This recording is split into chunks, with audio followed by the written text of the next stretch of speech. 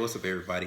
It's a little late. I had dinner with my sister and her family, so I'm a little late doing this story time Saturday. So I just want to do a continuation from earlier this week where I talked about my first job offer as a teacher. So I'm going to talk about my first failure. So when they talk about champions and being great at what you do or phenomenal at what you do, it's not really always about the great moments. It's about how you respond to the bad moments.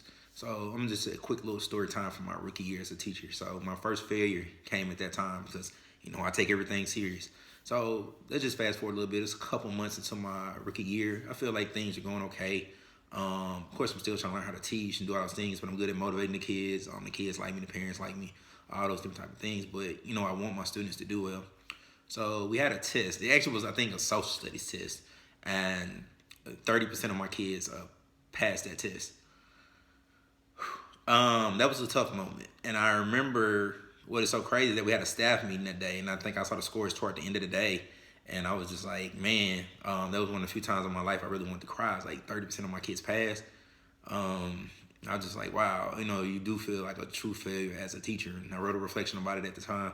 But, I really felt like a failure because, I'm in this to make sure kids are successful. Yeah, I want them to have fun. I want them to enjoy school. I want to teach them to read now and all that good stuff. But, I want them to be successful ultimately in their performance. So that was really disappointing. But what I learned through that was, I have to evaluate what I was doing. So it's a saying is the best type of saying I feel, don't look around the room, look in the mirror. So I had to look and see, what is Mr. Short doing?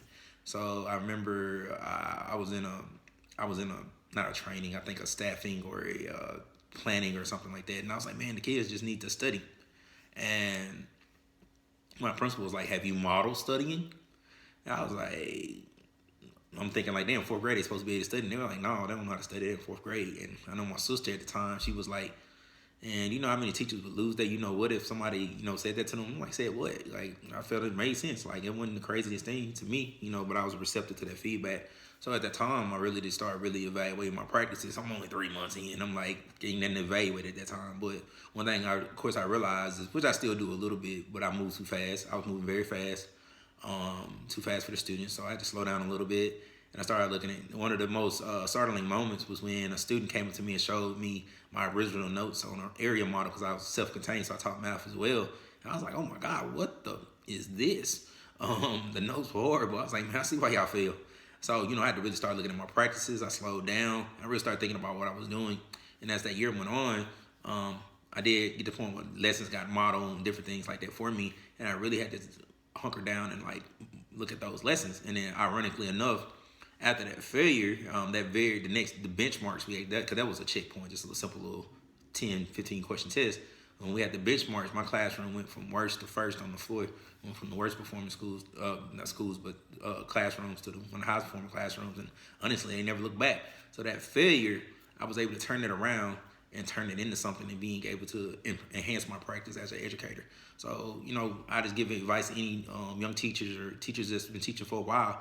Don't look at failures as a bad thing. Look at it as a chance to grow and get better, and just evaluate your practices. And I end with that saying, don't be looking at the kids and doing what they're doing wrong. First, look at what you're doing wrong. There may be things you can improve from kids, but at the end of the day, remember this: you are their leader, so they follow you. So you have to model those habits, model those traits, and then you'll see your kids perform. All right. Don't let your failures define you. All right, this has been Mr. Short. Have a blessed Saturday. Peace out.